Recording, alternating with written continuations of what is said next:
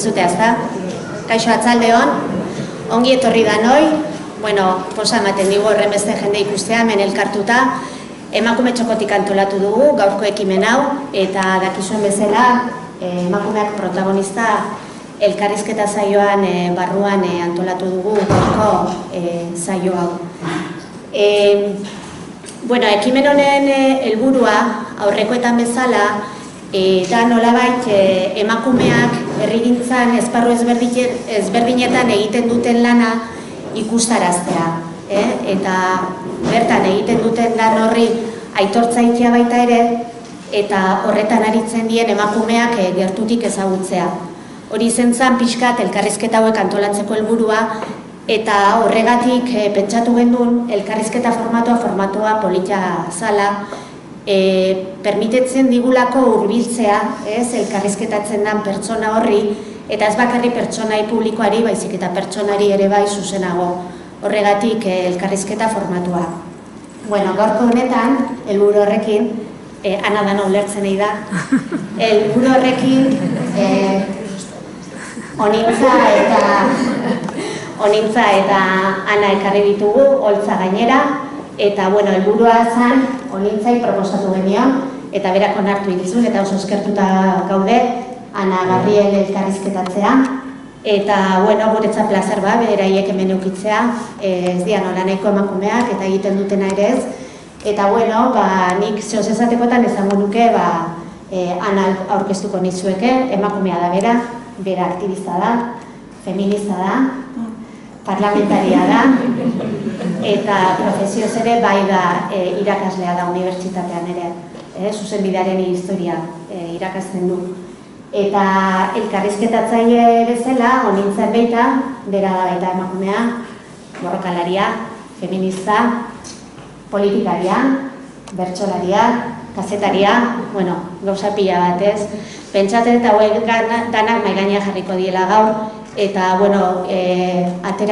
txispa ateratzeko moduko elkarrizketa dela, espero de dana disfrutatzea, ordu bete buelta izango du elkarrizketak, eta esatea bukaeran zuek ere hitza ardezazuela eta animatu galderak egitea beraiek. Bestarrik gabe, mila esker, Ana, eta Onintza, gonbidapen onartzagatik, eta zuena da hitza, zu esate protagonistak. Zekazo. Arratzaldeon arrazate, arratzaldeon ona. Esan dutzu Esterrek, baina nik, yo dije que sí, gustosamente, poder entrevistar a Ana Gabriel es un placer. Sé que hoy aquí hay mucha gente que tiene interés en escuchar todo lo que tiene que contar Ana, pero evidentemente las preguntas las he preparado yo desde mi interés de lo que quiero saber o de lo que quiero yo que cuente Ana Gabriel hoy aquí. Pero al final, eukiko duzue aukera, utziko dizuegu mikrofonoa zuek ere galderak luzatzeko. Y si alguien se atreve a preguntarme a mí, pues también prometo responder al final. Pero hoy me gustaría subrayar en que la protagonista de verdad es Ana. Yo ya he dejado un poco la política, os aburrís conmigo, escribo, hablo en la tele tal y cual, pero la que realmente sigue la pelea en la primera línea de fuego es ella. Y para empezar con la entrevista, Ana, si me permites, la primera pregunta me gustaría hacerla con un gesto. Que muchas veces las mujeres en política hacemos que las cosas muy simples de toda la vida se vuelvan muy famosas y muy extrañas, ¿no? Entonces mi primera pregunta va a ser esa.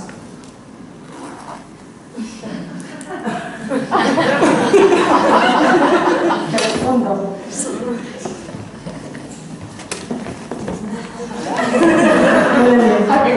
Huele perfectamente bien. La verdad es que, no sé, que levante la mano quien no se ha rascado alguna vez, porque además como no tenemos tiempo de nada, ni de irnos a depilar, vas con la cuchilla así, y sabéis cuando luego, claro, te sale el pelo y pica. Entonces era eso, y digo, hostia, claro, 10 horas o no sé cuánto de sesión, gracias así que no huele. Y eso se convierte en una... Y si huele tampoco pasa nada, no pasa nada. Pero qué hipócritas que son, ellos nunca se han rascado. No, ni les huele eso, les huelen otras cosas. Porque claro, resulta que yo entro en Wikipedia y hay, en Google, y hay un montón de cosas sobre ti. Ana Gabriel Sabater. Sí. familia minera, Sí. poneres, Y más cosas. catalana. Estudiaste Educación Social y Derecho, profesora de la universidad, militante en Endavant, Sí. y desde Endavant entras a las CUP. Eres parlamentaria desde el 2015, pero ya en el 2013 eras la coordinadora del grupo parlamentario. Y un montón de cosas más que no he traído aquí apuntadas porque son demasiadas. Y aún así todo esto no importa. Lo que más importa es que te rascas el sobaco, que quieres educar a tus hijos en una tribu, no sé dónde, escondida en la Amazonia. Entonces es un poco curioso cómo se enciende la cámara mediática cada vez que hablas. Y me gustaría saber cómo vive Ana la presión de los focos cada vez que tiene que hablar o tiene que opinar sobre algo. La verdad es que tampoco lo esperábamos, porque la CUP fue novedad la primera vez que se presentó a las elecciones autonómicas. Teníamos un cierto recorrido en el ámbito municipal, la izquierda independentista como movimiento en otros ámbitos más, pero bueno, cuando aparecimos en el Parlamento mucha gente descubrió, ¿no?, que existíamos, y el efecto novedad fue ya en ese momento. En la segunda legislatura pensábamos que la novedad, pues el efecto novedad había otros efectos, pero la novedad ya no iba a existir. Y además, como sabíamos que algo más de 3 diputados íbamos a sacar, no sabíamos si 5, 6, 9, pero entendíamos que íbamos a crecer un poquitín, con lo cual pues ya tienes de alguna manera la concepción de que los liderazgos van a ser pues como mucho más colectivos y repartidos y que va a haber muchas más portavoces, y no habíamos previsto, yo creo, efectivamente, que habría como un foco tan puesto sobre una persona, ¿no? Yo creo que es normal que haya sido así, porque yo creo que han intentado destruirnos también desde ahí, ¿no? Porque nos han sancionado por el hecho de que tengamos un discurso abiertamente feminista, y esto debe castigarse, no es algo que el sistema pueda integrar ahí sin más y sin contestarlo, con lo cual intentan, pues eso, ¿no?, sancionarte para que vuelvas a donde te corresponde estar, que es o en casa o en el Parlamento, pero hablando de otros temas o hablando poco, ¿no? Eso por un lado. Y luego, bueno, porque también es, creo, una forma de intentar romper con una idea del movimiento asambleario, ¿no? Ellos insisten en dibujar una persona que lidera, una persona que decide, al final lo que hace la CUP es lo que dice Ana Gabriel, y más allá que sea Ana Gabriel o que fuera cualquier otro compañero o compañera, el hecho es que persisten en no reconocernos como espacio de horizontalidad y que toman las decisiones de forma colectiva, ¿no? Entonces, bueno, yo creo que esos son como los primeros ejes a tener en cuenta, ¿no? Nos quieren disciplinadas y no nos quieren con una cultura política diferente. Y luego es obvio pues, que ellos intentan ridiculizar todo aquello que nosotros queremos poner en la agenda política, ¿no? Y si decides que lo que ellos entienden que es espacio privado, tú vas a desobedecer esa lógica, ¿no?, que disocia entre espacios público-privado y metes lo que es espacio privado a la arena pública, y por lo tanto hablas de sexualidad, hablas de copas menstruales, hablas de aborto y hablas de modelo de familia, pues que se encienden evidentemente todas las alarmas.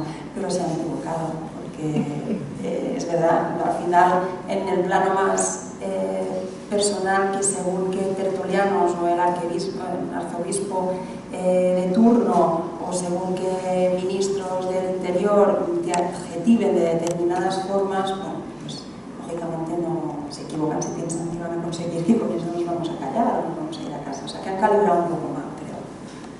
Para variar, hay muchas cosas que calibran mal. De todas formas, aún sabiendo por qué sucede toda esta persecución de tu persona, y muchas veces detrás de esto está la ridiculización de la CUP en general, ¿has llegado a pensar que si el portavoz de las CUP hubiera sido el portavoz, las cosas hubieran sido diferentes? ¿Seguro? ¿O se hubieran tratado de otra manera? Seguro. Seguro, porque de hecho creo y tenemos a compañeros que son excelentes personas, ejemplares militantes y que son muy buena gente, ¿eh? Pero creo poder afirmar que no hubieran defendido con tanto ímpetu que tenemos derecho, ¿no?, a hacer una campaña informativa alrededor de las copas menstruales. Creo que ellos no saben lo que es tener la menstruación, creo no equivocarme en eso tampoco, y por lo tanto poco tienen que decir o que opinar alrededor de cómo pasamos nuestra menstruación, ¿no? Es evidente que ellos nunca han abortado, que creo que tampoco nos equivocamos y afirmamos con rotundidad que ningún hombre ha abortado. Entonces, ¿qué nos van a contar de cómo es pasar un aborto o qué nos van a contar sobre el derecho sobre nuestro cuerpo, ¿no? ¿Y qué nos van a contar, además, de lo que supone el modelo de familia tradicional, heteropatriarcal, cómo funciona ahí la transmisión de valores? Por lo que nos pueden contar, en todo caso, no va a añadir, ¿no?, una lógica, seguramente, de cuestionamiento como lo podemos hacer nosotras. Con lo cual, seguro que esos temas, seguro que no se hubieran planteado de la misma forma, estoy convencida. Y seguro que les hubiera costado más hablar en femenino en las intervenciones públicas.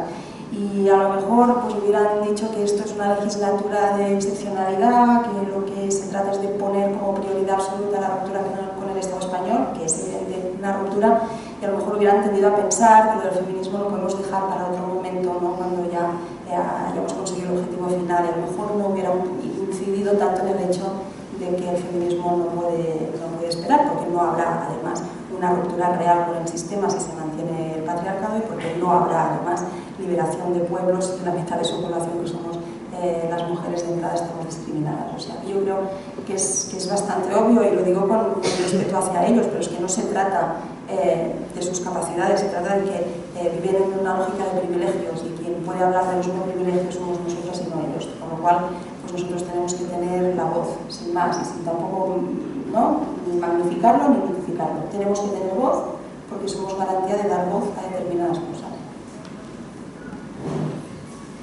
Hablando de hablar en femenino, no sé si sabes que cuando Arnaldo Otegi salió de la cárcel tuvo unas críticas y luego hizo varias intervenciones, y cuando hablaba en castellano hablaba en pluralizaba en femenino, y tuvo bastantes críticas incluso por ello. Tenemos el euskera que no tiene género y nos habla bastante a los políticos de casa. Pero cuando hablamos de la copa menstrual, del aborto, de un montón de cosas que realmente a ellos no les afectan de la misma manera, aún así, ¿no crees que a veces estaría bien que nuestros líderes dentro de casa, digo, las CUP, NH Bildu, no te gustaría escucharles hablar de esos temas, de incómodos que se pondrían en la tele, que les pregunten en directo lo que opinan de la copa menstrual? Porque si no, no sé si tienes la misma sensación, pero a mí a veces me parece que todavía sigue habiendo temas universales y temas que son nuestros, y entonces al final ellos solo hablan de lo importante y lo universal. Y a veces pienso que estaría bien, ¿no?, que le preguntaran, no sé, a una Iburzuna o a Arnaldo Otegi en una entrevista en la televisión a ver qué opinan de la copa menstrual o de cosas así. Me gustaría saber su opinión. No sé si te pasa lo mismo con los chicos que militan contigo. Yo creo que está claro, ¿no? Y cuando imaginamos otro mundo y un mundo mejor, lo imaginamos en esos parámetros, que nosotras no tengamos que ser garantía, ¿no?, de dar voz a esas reivindicaciones. Pero es verdad que corremos el peligro que en el mientras tanto, mientras no llega ese mundo por el que luchamos, confiemos que ellos van a hablar de determinados temas. Yo creo que como no tenemos ninguna garantía, básicamente porque la historia reciente nos lo demuestra, pues yo creo que tenemos que exigir tener nosotras pues eso, la voz para poder poner esos temas en la agenda política. Pero es que te diré más. Ha habido compañeros que han llegado a decir, oye, vamos a hablar menos de esos temas porque están contribuyendo a ridiculizar a la CUP, ¿no? Entonces estamos apareciendo como algo muy raro, muy estrambótico, que conecta poquísimo con el sentido común, porque el sentido común ahora en la nueva política pues tiene como mucha importancia, ¿no?, conectar con el sentido común. Entonces, para hablar de la tribu y de no sé qué, pues no conecta, y a lo mejor eso nos está quitando fuerza, ¿no? Yo entiendo esa reflexión desde donde se hace, y para un militante de la izquierda independentista que quiere, ¿no?, pues lógicamente que ganemos posiciones y que de alguna manera tengamos más gente que entienda que planteamos un modelo alternativo, global, etcétera, pues que sufra en ver la ridiculización a la que estamos sometidos. Pero es que me parece que a su vez es una lectura muy naif, es no entender a qué está jugando el sistema, es no entender a qué intereses sirve, ¿no? Es pensar que entrar en su lógica de disciplina te va a comportar una dosis de liberación, que no va a ser así. Con lo cual, pues bueno, yo creo que no nos queda otra, y sí que es verdad que nos encantaría que no dependiera de nosotras, pero mientras no llegue ese momento, pues por si acaso no vamos a estar nosotras para garantizar eso. Vamos a ser perseverantes por si acaso. Has dicho antes que parece que Ana Gabriel Sabaté es la que decide todo en las CUP, la culpable de todo, la que hace y deshace todo el rato, ¿no? Y tú misma has dicho que al final detrás de eso hay una manera de no entender, otra manera de funcionar, de hacer política.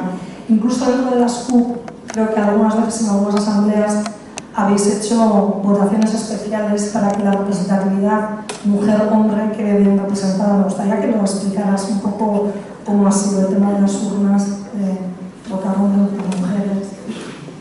Sí, en esta asamblea, que yo creo que es de las asambleas que han hecho formaciones políticas más comentadas, ¿no? La famosa asamblea para dirimir alrededor de la investidura, si investigamos a Artur Mas, ¿no? No sé si alguien se pensaba que era una decisión que se podía tomar en el seno del grupo parlamentario, o alguien podía pensar que esa decisión la iban a tomar los representantes de algún órgano. Era evidente que una decisión de tanta trascendencia es que no había otra que la tomara la militancia, y con mucho orgullo además. Yo creo que estamos muy contentas de poder decir que decidió nuestra militancia, que abrimos además a colaboradores de núcleos locales, y bueno, pues en un pabellón deportivo hubo pues 3.500 personas. Claro, organizar las intervenciones en un espacio con tantísima gente era algo a nivel de reto, ¿no? Y complicado, y había que, bueno, pues que articular los turnos de intervención acotando, ¿no? a un número cerrado, porque no daba para más. Entonces pensamos que la forma, además, para que las personas que intervinieran no fueran todo hombres, porque si de 3.400 personas levantaban la mano 100, pues 70, 80 iban a ser hombres, y teníamos que cerrar intervenciones a 30, pues con toda probabilidad iban a hablar solo hombres. Entonces, bueno, pues planteamos un sistema como muy sencillo, que no descubre nada, pero que yo creo que luego te das cuenta que a veces hay medidas muy fáciles, muy efectivas, gratis además, pero que generan otra dinámica absolutamente, que es que pusimos 2 urnas y la gente pedía la palabra en la urna. El número de inscripción a la asamblea, ¿no?, te permitía pedir turno para intervenir, pero pusimos los turnos de hombres y una diferente los turnos de mujeres, y sacamos 15 de aquí y 15 de aquí. Sencillo, práctico, pero eso dibujó una asamblea en la que las intervenciones fueron paritarias. Seguro que hubo muchos más hombres que pidieron la palabra, estoy convencida, ¿no? Pero en todo caso las intervenciones fueron paritarias.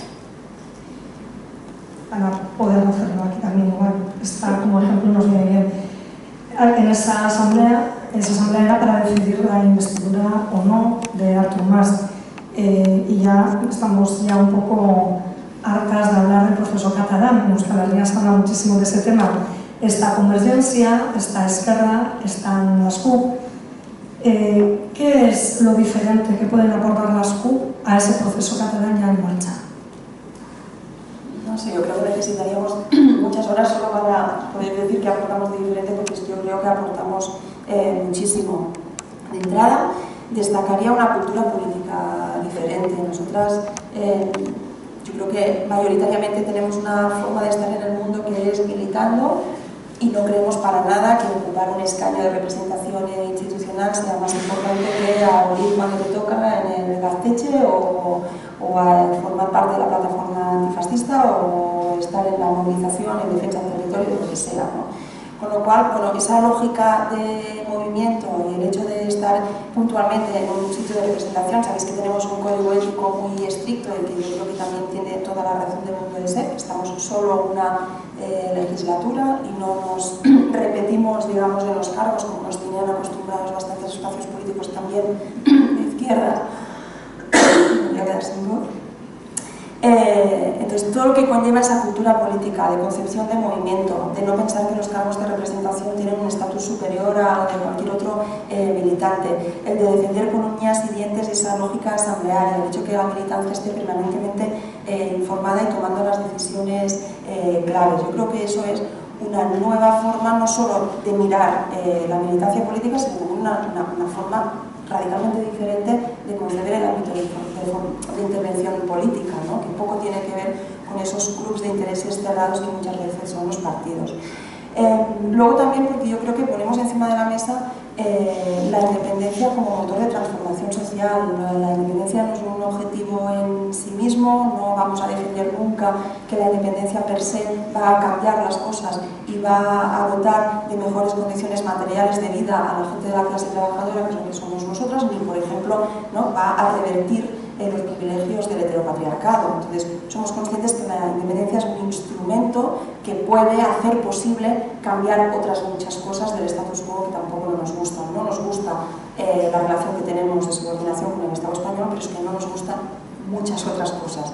Y la independencia puede ser motor, ¿no? Decimos independencia para cambiarlo todo. Yo creo que esa es nuestra concepción, no es una concepción identitaria. No vamos a defender que los catalanes somos mejores que otras gentes que vienen de otras partes del Estado, no vamos a defender que tienes más derechos porque llevas en Cataluña desde hace más tiempo que otro que acaba de llegar, nada que ver con identidad, sino que tiene que ver con derechos democráticos de los colectivos y de los pueblos, y además muy mezclados actualmente y con una riqueza, ¿no? que es lo que cuenta.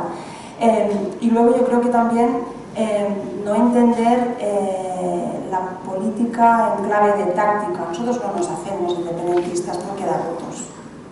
Nosotros no nos hacemos independentistas porque vemos que la gente se moviliza en la calle, entonces nos resituamos y decimos, ostras, pues las próximas elecciones voy a tener que poner énfasis en eso porque veo que la gente es lo que pide. No, nosotros tenemos un programa, es independentista desde antes de la transición española, somos anticapitalistas, planteamos abiertamente la salida de la Unión Europea, la salida del euro, la salida de la OTAN, somos feministas. No sé si eso da menos votos que hablar de otra manera de esos temas. Hablamos de migración, hablamos de aborto, nos recomiendan que no hablemos de esos temas porque eso quita votos, no vamos a dejar de hacerlo. Es decir, es como una manera de defender de una forma absolutamente convencida, determinada y además desde la dignidad que te da creer profundamente en lo que estás defendiendo, ¿no? Y alejarte de tácticas y de otro tipo de movimientos muy cortoplacistas, además, ¿no? Que analizan los ciclos en la lógica electoral. Eso es muy corto en la vida de un pueblo, 4 años son nada, ¿no? Y yo creo poder también afirmar que yo creo que sin la CUP no estaríamos donde está en este momento el país, no está en el mejor sitio donde podría estar, pero creo que sin la CUP, por supuesto, no estaría ahí, ¿no? Porque al final somos un poco como no sé si llamarle garantía o prueba del cotón. Nosotros no nos jugamos nada, ¿no? En nuestra lucha no nos jugamos dinero porque no tenemos, no nos jugamos cargos porque no nos queremos, no nos jugamos pues no sé, situar a nuestras empresas, a nuestros familiares en no sé qué sitios, porque eso de nuestra gente no existe, ya nos pueden investigar lo que quieran, no van a encontrar absolutamente nada, por eso tienen que recurrir al sobaco y a la tribu, porque es que no hay nada que puedan reprocharnos en lo ético, con lo cual, claro, te relacionas con gente que viene de otras lógicas y a la inversa. Ellos se encuentran con alguien que no tiene nada que perder, entonces se encuentran con unos intentos de negociación en los que están acostumbrados al sitio de si te doy esto, tú me das eso, y se encuentran delante de alguien que no quiere nada de lo que les van a dar y que tú permanentemente estás diciendo para la CUP nada, pero para el país todo, ¿no? Un poco en la lógica zapatista. Yo creo que en un momento como el actual en Cataluña eso es absolutamente imprescindible para que, bueno, pues para que no se nos presenten con una oferta de pacto con el Estado español o con una mejora fiscal o no sé, cualquier tentación que podrían tener en lógica pactista, saben que la CUP no va a estar ahí, ¿no? Y no sé, podría decir muchas más cosas buenas de nosotros, pero no lo digo en clave orgánica tampoco, ¿eh? No quiero vender la marca CUP, estoy yo creo defendiendo algo que va más allá, es una concepción política, que es una cultura que tiene además muy presente que su deber además no es defender a quien te ha votado. Tú no representas, yo creo, un mero espacio electoral que además puede subir, bajar.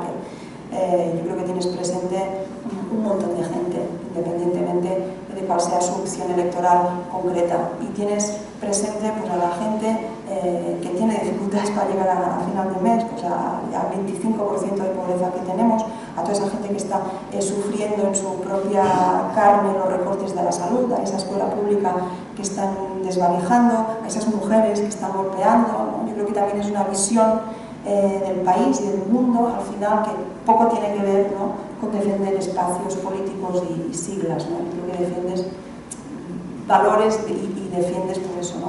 Un mundo que te has imaginado, que crees que merece la pena trabajar por él y que al final tú eres un instrumento de los muchos que hay además para conseguirlo.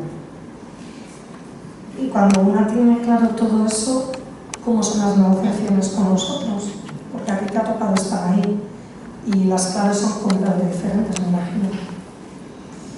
Sí, yo yo creo que te encuentras a alguien que pone encima de la mesa permanentemente pues eso, los intereses del electorado, los límites que tiene su espacio político para aceptar determinadas cosas, y tú permanentemente estás poniendo el país, la sanidad, la educación, los derechos, ¿no? Esos son lenguajes distintos, ¿no? Cuando se nos dice es que no podemos tocar el IRPF porque nuestra gente eso no lo entendería, ¿no? Y tú dices, no, es que quien obliga a tocar el IRPF es la pobreza, es que no es la culpa.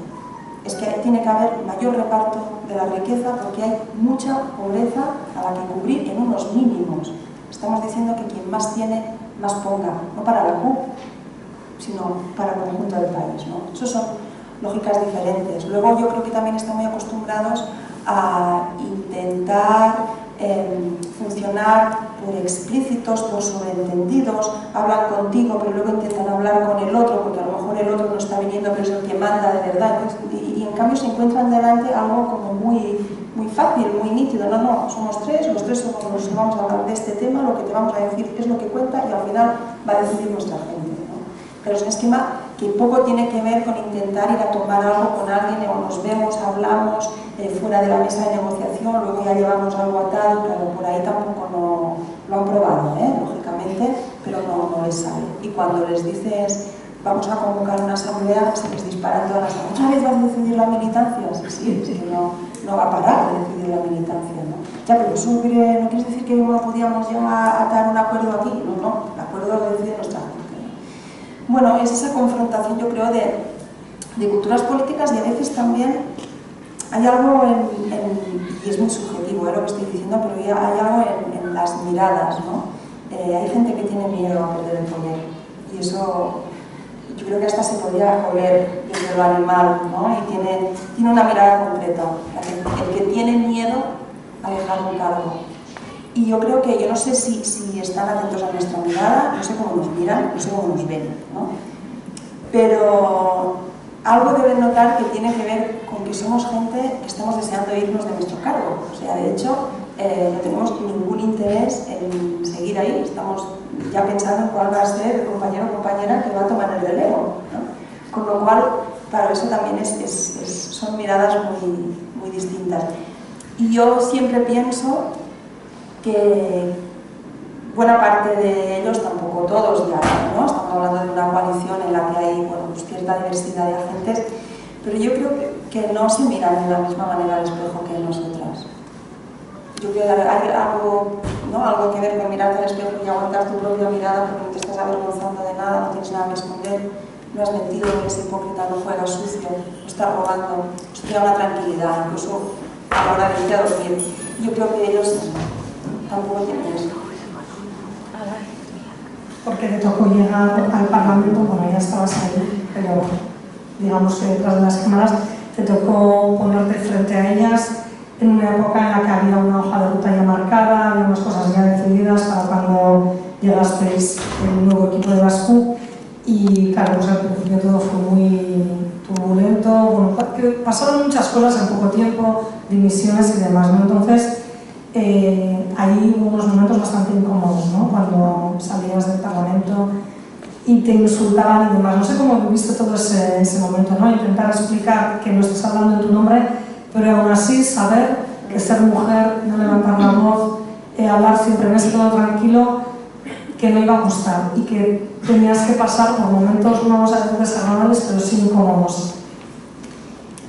Es que a lo mejor yo estoy como todo el rato analizando las cosas desde lo político, porque nos hemos formado ahí, de la misma manera que, yo qué sé, que en las ocupaciones del rectorado de una universidad tú estás leyendo los movimientos que hace el rectorado, el decano, el equipo de mediación de la policía, y lees todo políticamente, no lo lees desde el plano personal. Ya sabes que el rector no te tiene manía a ti personalmente, pero sabes que estás formando parte de un conflicto político. Pues yo es que como todo el rato estoy leyendo desde la perspectiva del conflicto político, y yo sé, porque es evidente que cuando la CUP tenía 3 diputados, aparecieron por primera vez, se descubrió, decía, ¿no? Por primera vez mucha gente descubrió quién eran las CUP, incluso decían, pues fíjate, esta gente tiene estudios, y el diputado este que habla 7 idiomas y que ha hecho estancias en diferentes países, y David Fernández, fíjate lo que ha leído, ¿no? Y saber cómo se expresa. Es como que descubrieron descubrieron que los antisistemas, los de los contenedores, para entendernos, pues que leían y estaban formados y tenían recursos en la oratoria y que eran bien educados. Eso también se comentó. Fíjate que son bien educados. Claro, esa CUP se podía analizar desde aquí porque los 3 votos no contaban para nada. O sea, los 3 votos, daba igual lo que votáramos en la pasada legislatura, nunca cambiábamos las aritméticas de las mayorías. Nunca. ¿No? A veces se hacía pinza Convergència socialistas, la mayoría de veces Convergència Esquerra, y la CUP, votara lo que votara, no alteraba. La CUP de ahora, que sería la CUP mala, ¿no? A lo mejor tienen los mismos estudios, hablamos los mismos idiomas, hemos leído los mismos libros y pensamos exactamente lo mismo que pensaban nuestros compañeros, pero las 10 diputadas de la CUP alteran absolutamente en cada votación, cada día, la aritmética de las mayorías, ¿no? Si nosotros, pues sí, no gana votaciones y al revés, les podemos hacer perder muy a menudo votaciones. Entonces ahí pues ya no destacan tanto si leemos o si estamos formados, sino que destacan todos los atributos negativos, a ver si nos pueden disciplinar y si, claro, en lo personal quieres volver a ser aquella CUP que era alabada permanentemente, ¿no? Tampoco es agradable que estén todo el día diciéndote puta, zorra, malfollada, fea, no tienes hijos porque nadie quiere tenerlos contigo, que apestas y tal. Yo creo que intentan eso, ¿no? Que vuelvas al raíl de lo central y que entiendas que tienes que votar las cosas que ellos deciden que tú tienes que votar, ¿no? Entonces, como lo analizo desde ahí, pues estoy muy convencida que la CUP no ha venido a ser amuleto de nadie, que la izquierda independentista lleva demasiada trayectoria y demasiado sufrimiento, además, en sus carnes por defender lo que hemos defendido, como para vendernos al primer postor, que esa gente está defendiendo intereses que no son los de la clase trabajadora a quien pretendemos nosotros representar y defender, y es muy obvio, o sea, no vamos a satisfacer bueno, pues, sus anhelos, digamos, de mantener esos privilegios.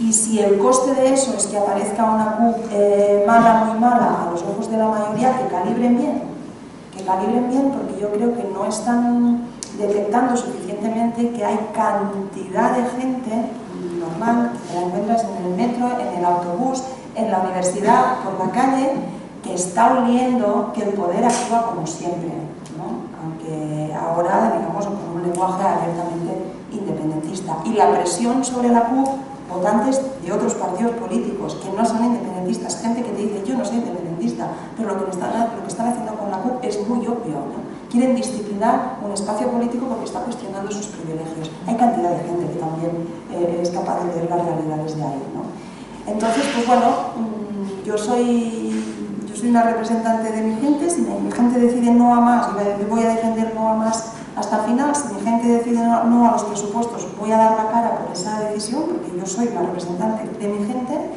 y lo voy a seguir haciendo. Además, es que no tengo ninguna duda. Y lo voy a intentar hacer lo mejor que pueda y con la cabeza más alta que pueda, además, porque yo no represento mi dignidad, represento la dignidad de un montón de gente, muchos de los cuales ya no están, ¿no? Y además yo los tengo muy presentes. Y el coste que pueda haber en lo personal me parece algo como muy pequeñito, porque si además somos internacionalistas y estamos como permanentemente recordando a las palestinas y a las kurdas y a los niños que trabajan en las minas de Chile y a las poseedoras de Inditex que están en Camboya y a los niños sirianos que están ahora en Turquía, ¿cómo voy a sobreponer a eso el daño que te pueda generar una campaña de insultos en Twitter? O sea que de momento en Cataluña lo que nos estamos jugando es eso, campañas de insultos, no hay más. O sea, no nos han detenido, no nos han torturado, no nos han encarcelado, no nos han fusilado, que en este país eso se hace, ¿no? Con lo cual, bueno, me parece que debemos situar donde toca. Bueno, sí, una campaña en los medios de comunicación y en las redes. Nos sobreponemos a eso y a seguir adelante. Bueno, no sé si te servirá de consuelo, pero los votos de la mayoría en Madrid no contan para nada. El PP tenía mayoría absoluta, pero no nos daba nada. Mis compañeros eran educados, pero yo era gorda, fea y malfollada todos los días de mi vida, con lo cual que no te sirva de consuelo el hecho de que antes los votos no valían y ahora sí hubiera dado, desgraciadamente seguramente hubiera dado bastante igual, pero bueno, no pasa nada. De todo se sobrevive, ¿no? Lo que no te mata te hace más fuerte. Te hemos visto hace poco en unas declaraciones que también han dado un poco la vuelta al mundo, o referéndum, en catalán y castellano. Más o menos nos podemos imaginar cuál va a ser el camino hasta el referéndum, más o menos. Pero mi pregunta es, al día siguiente del referéndum, ¿qué? Pues a seguir trabajando y nosotros a seguir militando un montón. Referéndum porque entendíamos, lo ponemos la CUP encima de la mesa a raíz de nuestra Asamblea Nacional, porque los resultados del 27 de septiembre nos sitúan en una lógica un punto, no sé si se dice, endiablada, ¿no? Bueno, hemos ganado en escaños, pero no podemos decir que hayamos ganado en votos, ¿no? Entonces, a unas elecciones autonómicas les llamamos referendarias, quien vote a Junts por sí, la CUP está dando un voto por el sí a la independencia, y otras formaciones esperábamos que sus votos computaran por el no abiertamente y que nos pudiéramos contar en un Estado que no habilita hacer un referéndum, que sería la cosa más normal del mundo, pero en el Estado español pues no lo es, ¿no? Claro, ¿qué haces cuando determinadas formaciones políticas no quieren ser contadas en el sí y en el no? Nosotros no somos nadie para atribuir significado político a los votos de Catalunya Sí que es Pot, ¿no? El espacio político de Podemos, para entendernos, iniciativa, que ellos no quisieron ser contados. Nosotros podemos entender que con el 48% de votos que nosotros sacamos y con buena parte de sus votos, que podían ser votos por el sí, había una mayoría. Pero era como contarnos un poco en falso, ¿no? Yo creo que, aunque tuvimos gente que nos presionó para decir si hay una mayoría parlamentaria se puede declarar unilateralmente la independencia, nosotros creemos que debíamos ser como muy ejemplares en este proceso que ha tomado la vía, ¿no? la vía del ejercicio democrático de las urnas, sin deslegitimar otras vías, pero hemos tomado por el momento esa vía. Teníamos que clarificar muy mucho en las urnas. Y entendíamos que se tenía que hacer un referéndum para poder contar definitivamente a las personas que están por el sí y las que están por el no. Lo ponemos en la agenda política, se asume colectivamente por el resto de formaciones y de agentes y tenemos una fecha máxima para celebrar ese referéndum. Esperamos poderlo hacer y esperamos que una semana antes no aparezca nadie a decir que como el Tribunal Constitucional lo ha prohibido, pues que casi que hacemos un proceso participativo, porque eso ya hicimos. Ya hemos hecho el proceso participativo el 9 de noviembre, hemos hecho consulta de los pueblos, todo eso está ya resuelto. Ahora toca hacer un referéndum, y un referéndum que no va a ser pactado con el Estado español, aunque existan algunos en decir que eso va a ser posible, es evidente que no lo va a ser, y por tanto se va a exigir la determinación de las instituciones catalanas para convocarlo. Yo creo que hay maneras para hacerlo, pero que tienen que tomar una vía lógicamente desobediente con lo que pueda determinar el Constitucional. Bueno, nos parece que es la única salida democrática. Si llegamos a ese referéndum, porque llegamos todas determinadas y gana el sí, que es el objetivo de las independentistas, ¿no? Pues tendríamos que conseguir, claro, un reconocimiento internacional a esa declaración unilateral que vendría después, preveyendo que lógicamente el Estado no iba a facilitar nada, ¿no? Y por lo tanto se abre otro proceso de negociación en la arena internacional. Ya sabemos cómo funcionan también las negociaciones, no son para nada rápidas ni lo resolutivas que nos gustaría, pero es que creo que nosotras tampoco no podemos engañar a la gente. De hecho, en los últimos tiempos en Cataluña se ha puesto bastante de moda simplificar lo que es la independencia o el proceso de ruptura con el Estado español, ¿no? Todas hemos estado en charlas o en mítines donde otras personas de otras formaciones de entidades pues decían: el verano del año que viene todos los que estáis aquí ya vais a ser independientes, y la gente aplaudía mucho, ¿no? Y el año que viene las pensiones van a subir porque con la Cataluña independiente habrá más dinero, más pensiones, más trabajo. ¡Guau! Pues felicidad, ¿no? Ojalá. Pero la gente de izquierdas, que no deberíamos jugar con el engaño a la gente, tenemos que explicar que es un punto más complicado de todo, ¿eh? Y que por lo tanto el día después del referéndum, en caso de haberlo ganado, se abre otra vía de unilateralidad en la que va a seguir tener habiendo muchas dosis de determinación, en la que probablemente en este camino habrá habido represión en Cataluña, en el ámbito independentista amplio que ahora existe, pues tampoco hasta ahora no ha habido muchos casos, y es otro proceso, ¿no? el que debemos entender que se activa. Y por supuesto, pues si nos presentamos a unas elecciones constituyentes, que es lo que debería venir después de una declaración unilateral, pues a defender cómo queríamos que fuera la Constitución catalana, ¿no? Y eso sí que ya es un reto mayúsculo, porque ahí sí que estás hablando de ejército, de educación, de sanidad, de poner en el centro de la vida, de derecho al cuerpo, de trabajos, de cuidados, de políticas reproductivas, un montón de cosas. Eso es no hemos vivido nunca eso, ¿no? El 78 fue una especie de cosa que nada tuvo que ver con un proceso constituyente.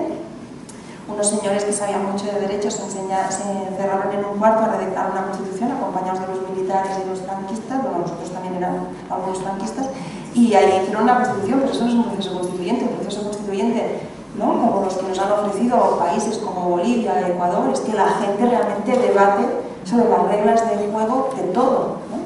Y que luego a ver si es capaz de armar mayorías, bueno, pues para alterar ese terreno de juego. Yo creo que como idea es fascinante, ¿no?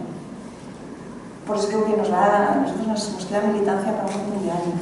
Sí, porque hablando de procesos constituyentes, bueno, a mí me pasa lo mismo, ¿no? Es fácil decir y defender que el capitalismo y el patriarcado son también culpa de España, de que son los sistemas que nos imponen desde ahí, que la independencia nos va a ayudar a poner un punto de partida en el que ya empecemos desde cero sin eso, pero sabemos que cuando nos ponemos en un proceso constituyente, en casa en general, en Cataluña y en Euskal Herria, hay mucha gente que defendería esos sistemas y viniendo adentro de la SCUP y de Euskal Herria, seguramente habría mucha gente que igual nos decepcionaría en algunos puntos, ¿no? Y cómo hacer frente a todo eso. Pero ya hacemos frente ahora, ¿no? Y de hecho desde hace un montón de años, cuando nosotros éramos, pues no sé, 5.000 personas del 11 de septiembre, 10.000, 15.000, los años que estábamos muy contentos, celebrando la diada, que acostumbraba además a acabar a hostias en esos años, ya sabíamos que no éramos mayoría, pero nosotras pues sabíamos que teníamos que seguir ahí, ¿no? Con lo cual, bueno, pues nosotros vamos a defender salir de estructuras como la OTAN, decía, ¿no?, o como la Unión Europea. Y yo no estoy para nada segura que la mayoría de la población en este momento en Cataluña vea bien salir del euro y de la Unión Europea. Pero nosotros vamos a defender, porque es que estamos convencidas, ya no en el sí del Estado español. Por supuesto que en el sí del Estado español no hay manera de salirte, ¿no?, del sistema económico vigente, pero es que si sigues, ¿no?, atado a las estructuras económicas de la Unión Europea, Banco Mundial, Fondo Monetario, Troika y demás, tampoco. Con lo cual me parece que es un sinsentido, ¿no? Pensar que al margen del Estado español podrá haber mejores políticas públicas, pero si seguirás con la gente que está intentando, ¿no?, firmar, etcétera, el TTIP, tratados que van a dejar sin margen de autonomía los ayuntamientos para que decidan contratar servicios para la ciudadanía a cooperativas de proximidad, si es que se van a cargar eso. Si van a acabar de hacer todo el negocio con el nicho que les queda, que es la sanidad y las pensiones. Entonces, ¿cómo puedes hablar de independencia obviando que en la Unión Europea lo que nos espera es eso?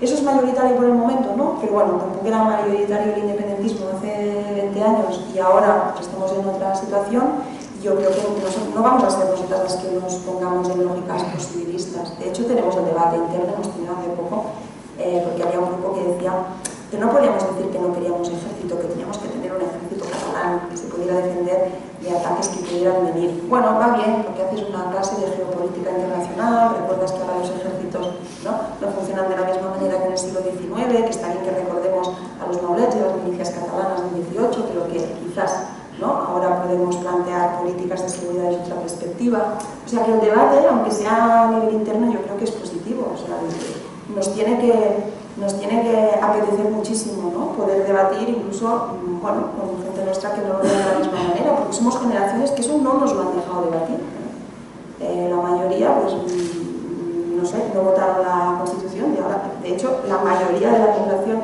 con derecho a voto ya no participó en el referéndum de la Constitución, nos ha venido dado, ¿no?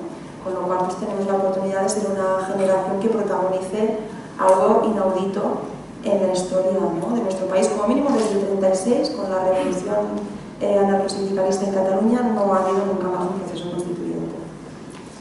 Bueno, no nos dejan participar o debatir porque nos intentan vender la idea de que las cosas son así, ¿no?, vienen hechas y no se pueden cambiar. En ese proceso constituyente o en este proceso catalán, ¿cuánto de pena, dolor, no sé cuál es la palabra, puede dar la pérdida de los países catalanes en general, de empezar el proceso en una parte del territorio y luego tener que tener pendiente el ampliarse al resto del territorio que uno siente como una misma, ¿no? Todo.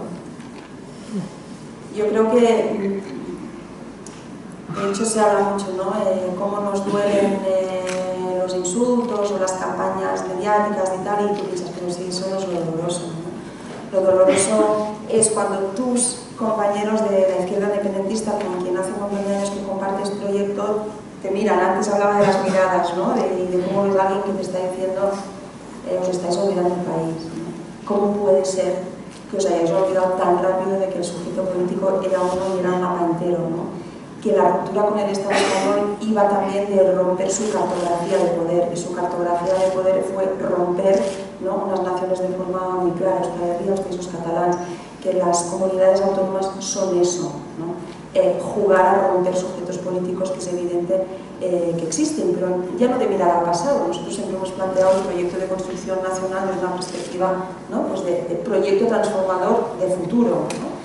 Y por lo tanto, pues muy duro, porque nosotros nos hemos encontrado no podíamos girar la espalda a lo que estaba pasando en nuestra parte del país, pero a la vez en ese no querer girar la espalda a unos, pues estabas como, ¿no?, quizás girando la espalda a otros. Y es verdad, quizás estamos hablando menos que nunca de países catalanes, y se están instaurando unos discursos que tienen que ver con los ritmos, ¿no? Como que, bueno, los ritmos se desarrollan, los territorios se desarrollan a diferentes ritmos, ¿no? Entonces, bueno, pues ya vendrán, ¿no?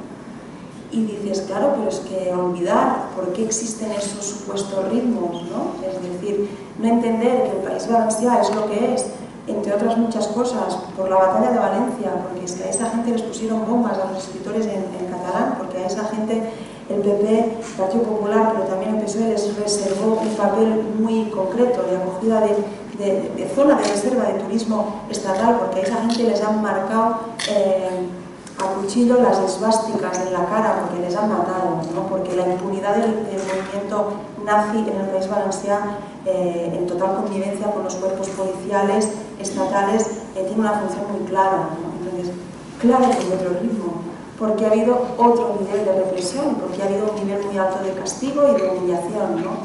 Por lo tanto, no tenemos que ser nosotras las que hablemos del discurso de los ritmos, yo creo, ¿no?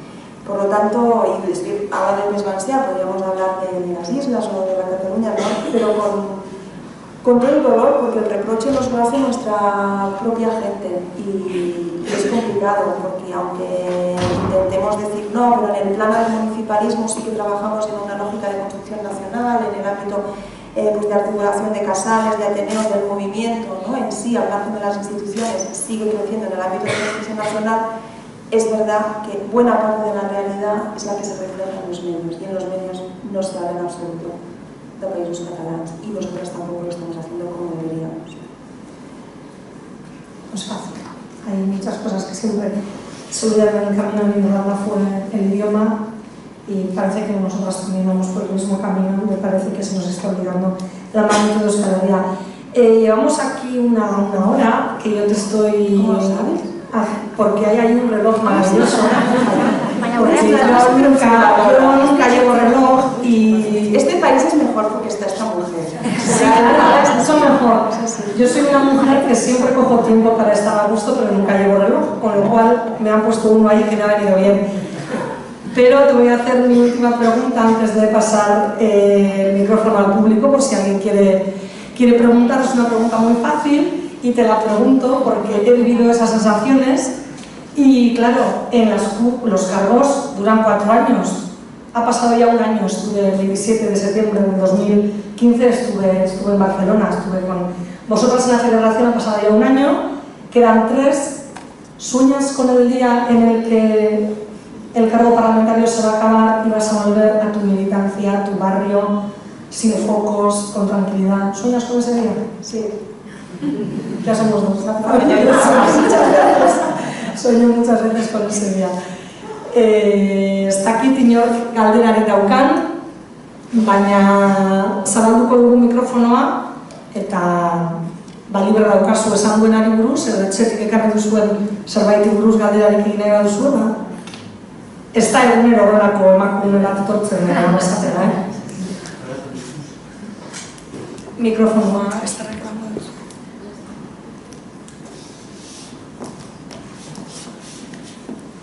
Opana, mila esker. Gauza bat, has comentado un poco, bueno, eta pertso bai cómo vivís vosotras dentro del propio partido, bueno, pues eso, ¿no? Estas contradicciones y estas pequeñas cosas que saltan cuando no hay más argumentos, pero me gustaría que ya que has venido hicieras alguna referencia, nos comentaras un poco cómo ves el movimiento feminista, no dentro del partido, sino un poco con los diversos movimientos feministas que pueda haber en este momento en Cataluña, si están potentes, si ves que, no sé si nos hicieras un pequeño resumen de cómo ves eso en este momento. En este sentido, que no es muy habitual en mí, pero estoy optimista, porque sí que creo que hay un cierto auge, como mínimo, de interés. Por un lado, antes comentábamos, ¿no? En las charlas sobre cuestiones de género, feminismo y demás, no solo vienen muchas mujeres en cuanto a números, sino que viene un perfil de mujer con muchas ganas de beber, ¿no? de ahí, de ese movimiento, y muy jóvenes, muy jóvenes. No sé si es mucho de poder adulto decir 2 veces muy jóvenes, pero a mí una niña de 14 años que venga después de la charla y me diga tengo 14 años, ¿no? Y me ha gustado mucho la charla, pues me parece, ¿no? un punto impresionante que venga sola, sin venir acompañada y demás. Por lo tanto, yo creo que hay mucho debate en esa clave, no el que querríamos, y no tendríamos que estar en esta situación, y con la secuencia de relevos feministas que ha habido ya tendríamos que parar de militar en eso, pero estamos aquí, y en ese aquí yo soy feminista porque creo que hay un interés y una pulsión potente, porque creo que numéricamente es importante, pero también en la composición, y porque creo que hay más producción, más debate que nunca, además, ¿no? Hay diferentes familias, diferentes movimientos, diferentes grupos que en el conjunto yo creo que abarcamos un poco todo, ¿no? Y ahora en Cataluña, y no sé porque es muy incipiente y de hecho pues todavía no es público y estamos trabajando en ello y veremos, lo estamos intentando, no sé si decir dar un paso más allá, pero en cualquier caso, bueno, pues articular, ¿no? Otro nivel de intervención que sería un poco pues coordinar 3 patas que muchas veces han funcionado de formas relativamente aisladas, ¿no? Por una parte, el movimiento, organizaciones feministas de diferentes caracteres, luego los ámbitos de intervención pública y el mundo, vamos a decirlo así, de la academia, de la universidad o las escritoras, del pensamiento, la teorización, ¿no? Que digo que a veces han sido mundos relativamente desconectados, o sea, han estado conectados por lógicas de relación, relacionales, informales, ¿no?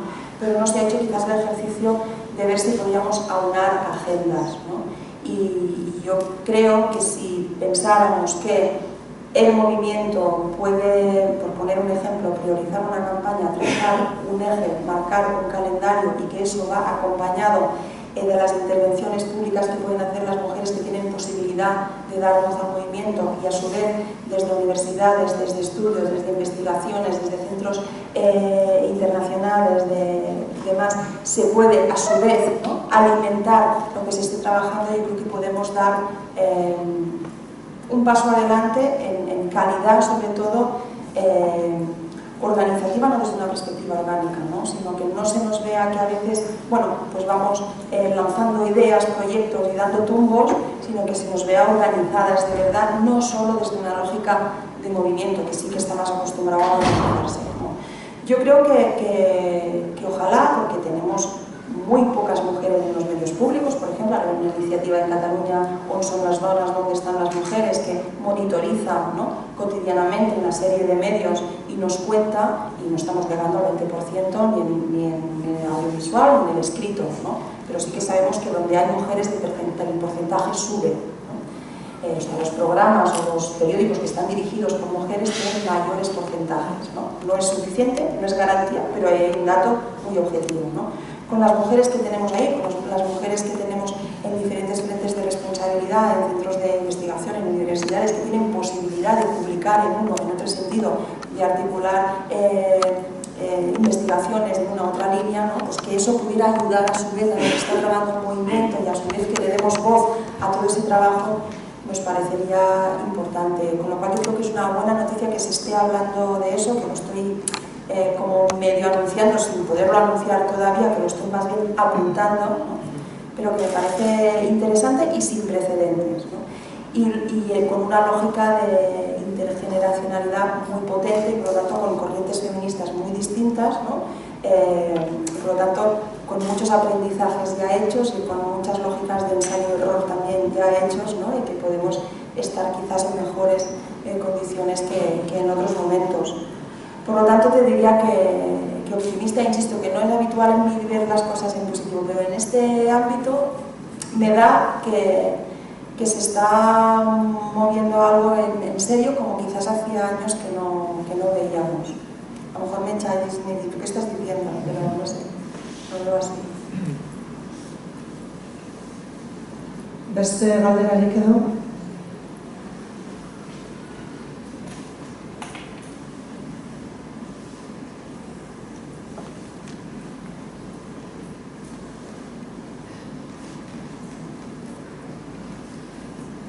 Anatzetik edo erongo dut zuen mikrofonoa,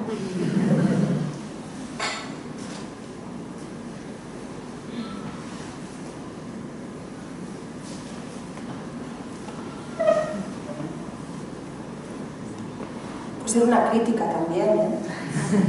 No tiene por qué ser una pregunta. No, puede ser una votación o una reflexión, porque es cierto que lo que has comentado de la gente joven, yo creo que aquí pasa lo mismo, ¿no? Criticamos a que la gente joven no se moviliza, que no viene, que no va a votar, que no está en las asambleas, que no está en los mítines, pero cuando organizas algo que tiene que ver con el feminismo, con el género, con las mujeres en el espacio público, de repente las salas se llenan de mujeres jóvenes, ¿no? Entonces, yo creo que nos falta igual leer lo que interesa y leer que ya es hora de que el feminismo esté en el centro, no por estar, sino porque hay un interés y hay temas que hay que tratar. Que a mí cuando en las charlas ya con 16 años y así ya te hablan del binarismo y de los cuerpos diferentes, yo ya me muero. Me parece fascinante, ¿no? Entonces, es imposible no ser optimista, pero yo creo que aquí también sucede y pasa lo mismo. Se critica mucho, pero no sabemos leer cuáles son los intereses reales de la juventud y hablamos mucho de lo mismo, pero luego no acabamos de concretar en lo interesante del tema. Claro, yo creo que el heteropatriarcado no se expresa y de muchas formas, ¿no? Y no son solo políticas, son también, bueno, pues eso, pulsiones, valores, actitudes, sentimientos, pensamientos. Tiene una batería, ¿no? de mecanismos por los cuales reproducirse y se amoldea además muchísimo, ¿no? a los cambios. Que me pones leyes y que pretendes desarmarme con la igualdad formal, no te preocupes, ¿no? Que yo voy a ir por otras vías y te voy a poner encima de la mesa algo que se llama redes sociales, WhatsApp y tal, que vas a ver el control, ¿no? Que se va a poder ejercer en las relaciones personales, ¿no? Y qué lógica de abuso voy a entrar por ahí, ¿no? Nos encontramos por eso con chicas, con jóvenes, con adolescentes que han empezado a relacionarse desde ahí, ¿no? Desde ese intercambio a veces tan controlador, tan perverso, tan peligroso, ¿no? Estar perimetrada, monitorizada las 24 horas al día. ¿Me has leído? ¿No me has leído? ¿Estabas conectada? ¿No estabas? ¿No me has respuesto? He visto que habías leído el mensaje, pero tú no sé qué, ¿no? Bueno, tenemos que dar respuesta a eso. Nosotras lo podemos estar viviendo ahora, pero hemos sido capaces de vivir en un momento donde eso no existía. Existían otras cosas, pero es que ahora existen las otras cosas y esto también. Yo creo, por lo tanto, que es normal que a unas chicas, a unas mujeres, que les hemos dicho por activa y por pasiva que no es no, pero que es verdad que todavía el no es no acaba de ser de verdad, pues que se preocupen es lo mínimo, ¿no? Porque además estamos dando más visibilización a los abusos, a las agresiones, a los asesinatos, a las violaciones, y en función de algo les replican, ¿no? Yo soy un cuerpo violable, yo soy un cuerpo matable, yo soy un cuerpo golpeable, ¿no? Entonces, bueno, pues lo de la autodefensa feminista, ¿cómo iba, no? O lo del no es no, lo vamos a seguir haciendo nosotras las de siempre en las fiestas populares con las pancartas, o a lo mejor va a ser hora de que eso es ya ámbito público y que se personen, ¿no?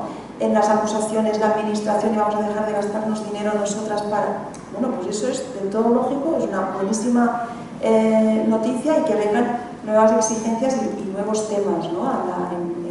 en esa agenda feminista, porque, bueno, pues porque nos damos cuenta que el patriarcado se amolda con una facilidad brutal, ¿no? Y yo creo que todas las mujeres, evidentemente, y las que más sufren y las que no lo van a decir nunca, seguramente las de forma prioritaria, pero estar atentas a lo que nos están pidiendo las más jóvenes, yo creo que es absolutamente clave. Y vienen duras los planteamientos. Menos mal. Porque a mí me decían que no diga palabras como el patriarcado y cosas así, porque la gente no sabe lo que son y no entran bien. Y yo decía, claro, y todo el mundo entiende muy bien lo que es la caja común de la seguridad social. A ver, venga, ni ¿cuántas me saben responder? Caja común, seguridad social, venga, estatuto de Guernica, ley orgánica o qué es. La gente no lo sabe, quiere decir. Damos por hecho que la gente no sabe cosas que son muy evidentes, porque dentro del patriarcado no es más que un hombre y una mujer que se reproducen monógamamente, supuestamente, el resto de sus vidas. Es mucho más fácil que entender la caja común de la seguridad social. Pero a mí me hacían callar con esas cosas. Entonces, cuando vienen jóvenes, muy jóvenes, y me hablan de esas cosas, a mí me fascina, la verdad. Esta manera de qué.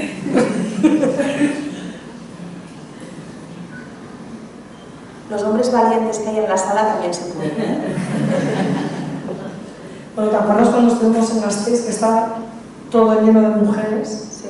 Egon ginen apirilaren 8an Bilduko Gasteizko egoitzan, Ana eta biok eta hitzaldiaren izena zen putas rojas y malfolladas.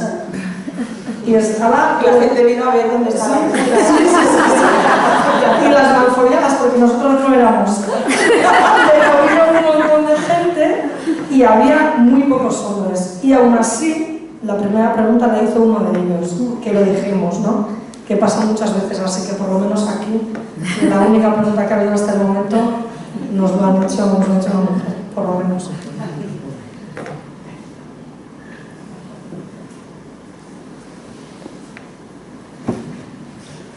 Inorrez bada animatzen tabernara joango gara, igual edo en un ambiente más así, pues... A lo mejor ha sido muy poco sugerente, o el Gara ya os lo cuenta todo de Cataluña, entonces la falta ya es una... El Gara nos cuenta muchas cosas. Pero, el mikrofono hartu, que bestela salata egin dizu.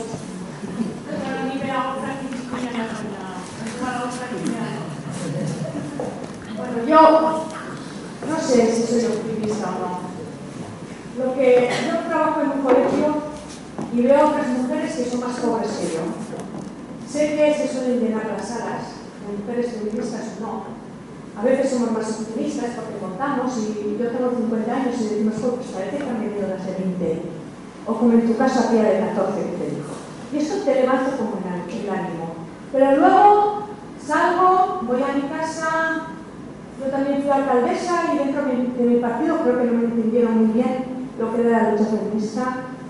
Voy a un colegio donde el 85% del alumnado y de la alumnada es pobre. Aquí en Gasteiz, en Euskadi va todo muy bien.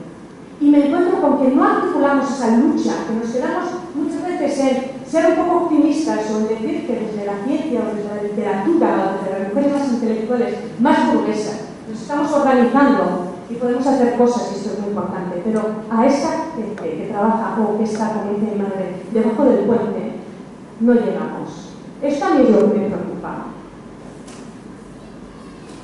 Por mucho, no sé, aunque tengamos más diputadas, aunque sí, también soy optimista en esto también me alegró, pero veo alrededor mío, aquí, cerca en San Andrés, donde viven mis padres, o en Gasteiz, donde trabajo yo, que la cosa no termina en articular, de defender o de llegar o de luchar en la calle, no sé qué es eso de decir, para mejorar la situación, que cada día es peor de muchas mujeres y de muchas de mis alumnas o de nuestras alumnas, aunque el colegio vaya estupendamente y hoy ya tiene a gente que es joven también.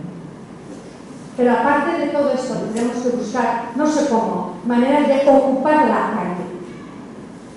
Porque más allá de concentrarnos en las plazas, tenemos que hacer algo más. Y no sé dónde esté el límite, pero sé que hay que hacer algo más. Y no sé, en ese sentido a veces, pues yo no soy tan optimista, y yo sí soy optimista. Pero cuando veo que no hacemos algo más, pues me traigo un poco. Nada más, quería contar esto. No, sí, sí.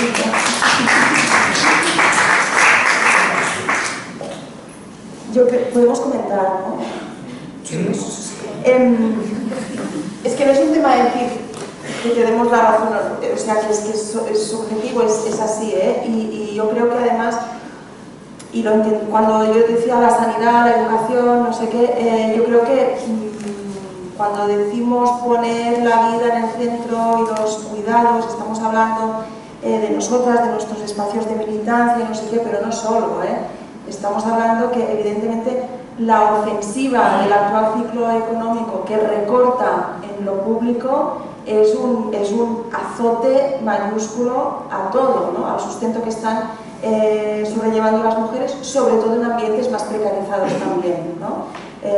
No invertir en la escuela, no invertir en la sanidad, no invertir en políticas públicas, no solo quiere decir más pobreza, más precariedad, más hambre, más sufrimiento, también quiere decir retrocesos evidentes en el ámbito de la igualdad, ¿no? Porque todo lo que no asuma lo público va, ya sabemos a qué espacio, ¿no?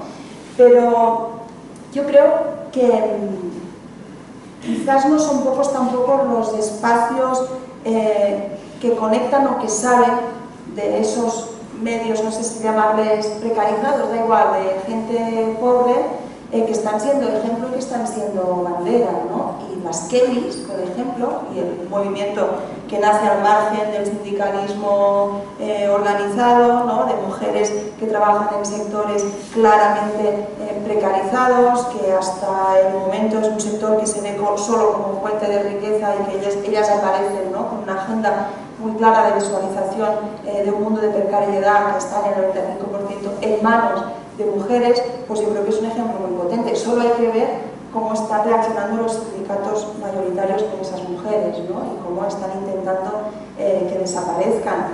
O cómo, bueno, pues se organiza el mundo, o una parte del mundo de la prostitución, hasta ser pues un cargo de representación en la ciudad de Barcelona, ¿no? Una representante de distrito, de putas indignadas, que pone en medio de la agenda política, claro, todos unos códigos y unos valores que la mitad de la gente que la oían es que no sabían ni de qué hablaban, ¿no? Bueno, son fenómenos quizás no en la magnitud que quisiéramos, no con el impacto que quisiéramos, pero yo creo que no son pocos los ejemplos de mujeres que entienden que poco haremos si nos encerramos en zonas de confort militante con personas que entienden y que han leído las últimas novedades de las teóricas. No son pocas tampoco, ¿no? Y yo creo que el feminismo autónomo sobre todo nos enseña eso, y que en los centros sociales que se esté trabajando pues, temas de inmigración, las compañeras que tenemos en campos de refugiados en Grecia que hayan incorporado la agenda feminista ahí, en esos campos de refugiados, en esos proyectos, ¿no? De atención a las personas de calle en Barcelona, pues yo creo que no es menor. Sigue habiendo refugiados, sigue habiendo gente en la calle, sigue habiendo pobres, pero creo que más que hace unos años el feminismo tiene la capacidad de entrar a la agenda política feminista en esos espacios. No estoy para nada intentando dibujar una situación ideal ni nada, simplemente delante de la pregunta de cómo se ve ahora, yo creo que veo, ¿no? Esos, iba a decir hilitos, como lo dijo Rajoy, ¿no? Los hilitos, ¿no? Como pequeñas brechas. Llama el tractor. Es verdad, en los SMS. Pequeñas brechas potentes que conectan mundos, no solo desde una perspectiva de la mujer burguesa, que puedo compartir contigo que en muchos momentos, bueno, las agendas se han quedado ahí, ¿no? Y apostando pues eso, por políticas de igualdad y por intervención pública y olvidando pues, otros ámbitos, y no es un reproche, cuando tienes tanto por hacer, y eso en una charla una mujer me decía, ¿no? dice, claro, es que luego hay mujeres que además de hacer esto no hacen lo otro. Digo, bueno, nos vamos a castigar las que hacen algo, ¿no? Con mínimo las que hacen algo, las que están ahí, las que tienen interés, las que han venido, que han sido interpeladas, entre nosotras no nos vayamos a castigar, vamos a ver cómo hacer mejor, vamos a ver cómo crecer, vamos a ver cómo estar atentas, ¿no?, a sectores que no estamos viendo. Pero yo creo que están, no sé, las miradas y los oídos más abiertos quizás que en otros momentos, quizás porque también la situación es relativamente alarmante, ¿no?, en muchos sentidos. Y si aquí os dicen que vais bien y no vais tan bien, en Cataluña ya los niveles de precariedad y de pobreza y de gente que vive en la calle y de niños que pasan hambre, aunque digan que no es verdad, es muy grave. Y hemos sido a vanguardia en recortes en sanidad. Empezaron con el País Valencià y Cataluña está, bueno, ahí. Y lo que están haciendo con la escuela pública no tiene nombre, en pro de la libertad de elección de los padres. Pero los padres tienen derecho, los padres, a escoger la escuela de sus hijos, ¿no? Y con ese falso discurso de la libertad, lo que están haciendo con la escuela pública en Cataluña no tiene nombre. Y digo sanidad y educación porque me parecen los filones, pero de ahí podríamos derivar lo que queráis. Y sí, estamos apoyando el proceso de ruptura con esta gente. Hay una contradicción también.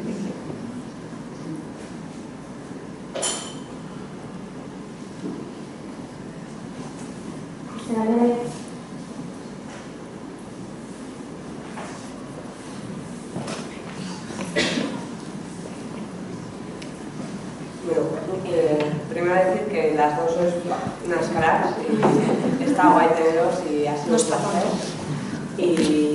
Y sobre todo, yo creo que para nosotros pues ha sido como chute, ¿no?, todo el tema de la CUP y no sé, el movimiento que ha habido tan horizontal, todo el tema de poner en el centro, más allá del independentismo, pues vuestros valores, el poner la izquierda, la vida, todas esas cosas en el centro, cosas que yo creo que pues aquí en mucho tiempo pues, se han tenido que dejar a un lado, acertadamente o no, con motivo o no, pero bueno, pues yo creo que estábamos en una situación como muy desorientados y yo creo que ha sido como mucho chute todo lo que ha venido desde Cataluña y todo nuestro discurso. Yo creo que, no sé, para mí por ejemplo ha sido un ejemplo y a mí me ha gustado mucho. Y que se haga igual un poco eso, ¿no? Pues, o sea, igual desde aquí, desde Gara, desde todo, pues estamos mirando mucho a vosotros, cómo nos veis o no sé, un poco... Puedes meternos caña, ¿eh? Hay mucho que meter caña. No, pues yo te diría que justamente sois vosotras las que tenéis personas feministas en los ayuntamientos haciendo políticas feministas desde hace 16 años. Nosotros no lo tenemos. Yo creo que sois referente en muchas cosas, aunque yo qué sé, por muchas circunstancias en los últimos tiempos como que hasta, ¿no?, se ha sido capaz de olvidar, no olvidar en sentido estricto, pero una parte importante de tradición de este pueblo que es referente en muchas cosas y además en el ámbito feminista, por ejemplo, aunque hay muchas reticencias, también seguramente muchos sufrimientos por parte de muchas compañeras incomprendidas, expulsadas, sancionadas en espacios militantes de izquierdas, pero si eres sancionada es porque estás, es porque existes, ¿no? Entonces yo creo que tenéis mucho más bagaje, mucha más mochila y mucho más potencial del que a veces se respira en el ambiente o se traspúa, ¿no? De hecho, cuando se nos dice estamos mirando mucho para Cataluña, piensas, bueno, pues mirar lo que sea bueno, pero mirar también todo lo que no lo es tanto, ¿no? Como siempre se tiene que hacer en lógicas internacionalistas, ¿no? Pues damos apoyo a procesos revolucionarios de ruptura y luego somos conscientes de que cada uno tiene sus mecanismos, su realidad. Y yo no voy a hacer consideraciones que no sean que eso, pues que habéis sido referente en muchas cosas, que habéis plantado cara al Estado como nadie lo ha hecho en el Estado español, que eso ha generado, lo sabemos, muchos dolores y muchos costes, pero que eso está ahí y que algunas no vamos a olvidarlo. Además, aunque vengan nuevos tiempos, nuevos ciclos, nuevas estrategias, el pasado y tus referentes, ¿no?, de determinados tiempos, yo creo que están ahí y que son un valor y que eso es vuestro y que eso os lo habéis ganado y que tenéis que estar además muy orgullosas de todo eso. Con lo cual, a pesar de los pesares que todos tenemos encima, podéis hacer lo que os dé la gana con vuestro país porque tenéis la fuerza, la militancia y la gente capaz de sacrificar lo insacrificable, que eso lo tienen muy pocos pueblos en el mundo. Y están las kurdas, y están las palestinas, y están las vascas.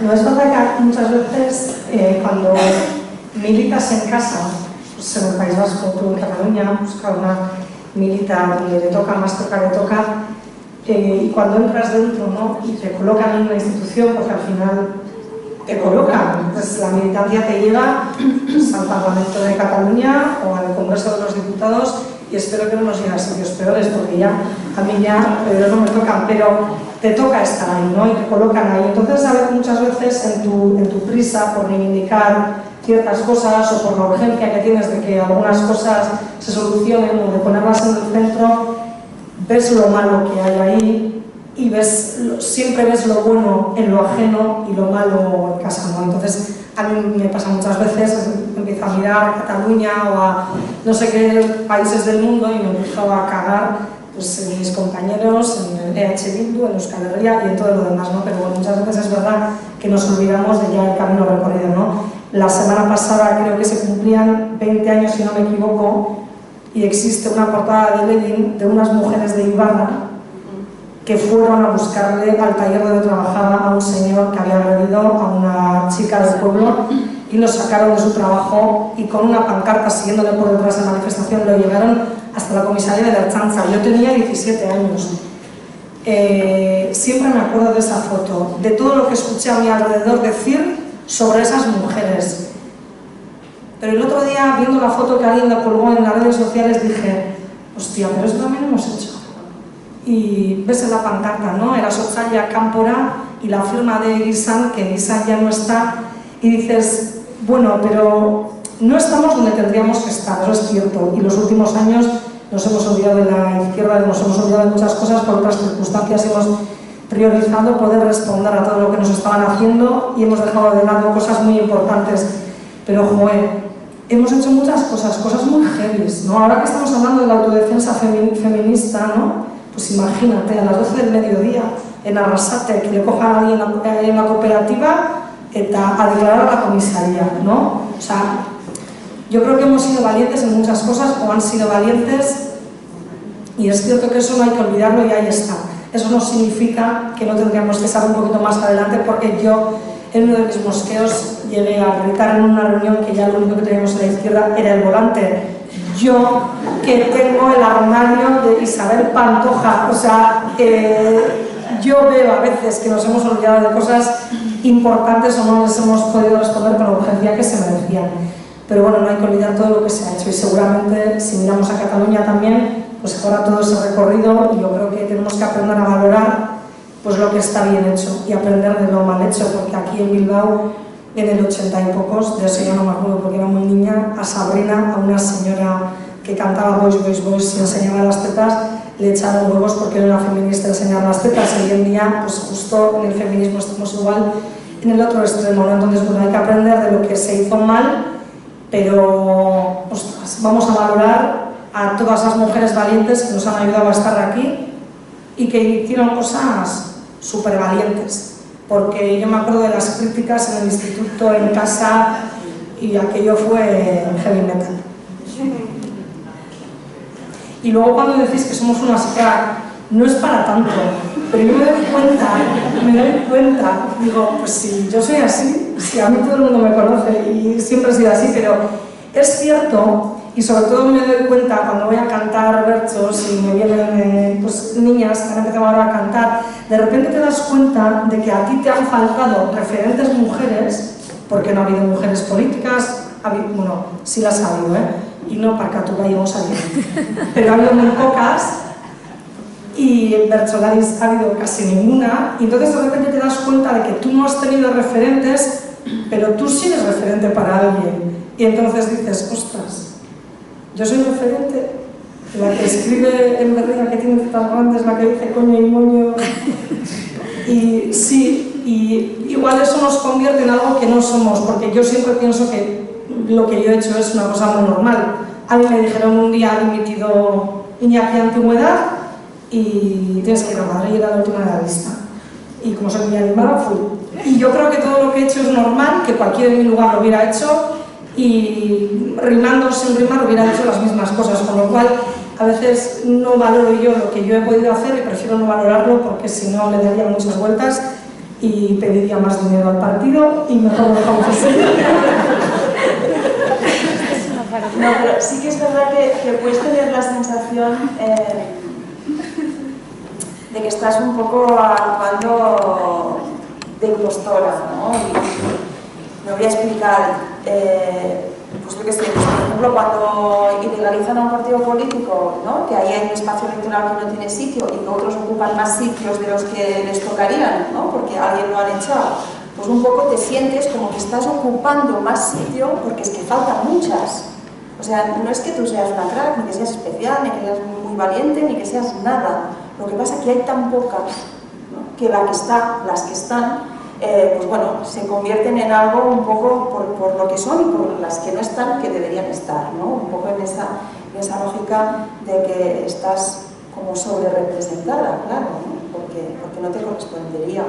Entonces, yo además para nada me siento nada que tenga que ver con un referente, ni yo tengo muchísimo que aprender de compañeras feministas. Yo no vengo estrictamente de la militancia feminista, yo siempre he estado en organizaciones mixtas, yo nunca he hecho una militancia en un espacio, ¿no?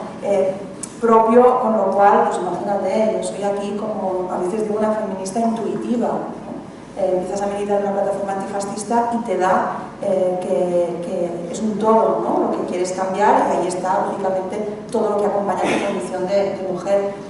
Y también reivindico siempre que puedo el papel pues, que han tenido madres o abuelas, pues bueno, algunas de las cuales casi analfabetas, han leído en su vida, no una escritora feminista, que no han podido leer un ensayo político, pero que le daban mensajes, sin ser conscientes que tenían un contenido feminista, pero que ahí estaba alguna cosa de resistencia, ¿no? que les debía venir a su vez de alguien que les transmitió, ¿no? Es que ahí hay un motor histórico que ha hecho que a pesar de todo nunca nos hayan acabado de ganar, ¿no? Que ya es heroico también con todo el armamento que han invertido en eso, ¿no? Y que te lancen mensajes a veces en voz baja o que te digan, pues eso, tú con la cabeza bien alta, tú no bajes nunca la cabeza, ¿no? Yo creo que mi abuela cuando me decía eso no tenía conciencia de que me estaba empoderando, ¿no? Aquí que hay una escuela de empoderamiento, pero lo estaba haciendo.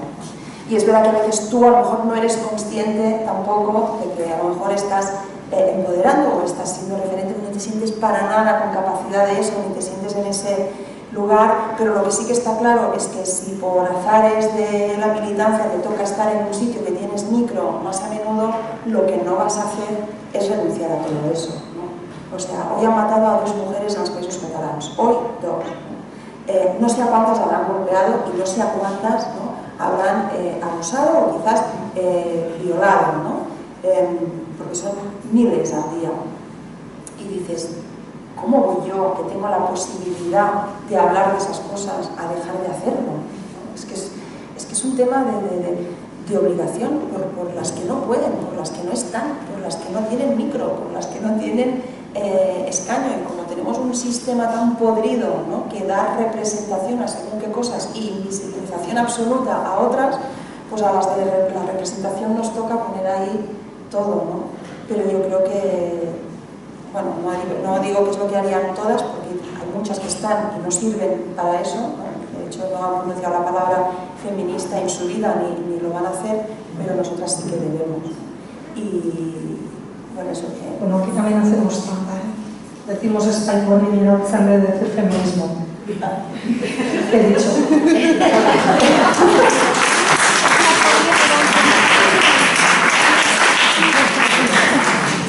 ¿Cómo era aquello de siguiente pregunta? Ez dakit inor gelditu gara galdetzeko gogoz, edo...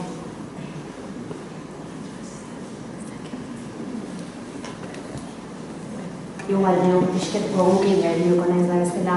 Digo que igual me voy a quedar sino con las ganas. Una de las cosas que se me ha ocurrido escuchándoos es cómo hacéis para militar y no morir en el intento.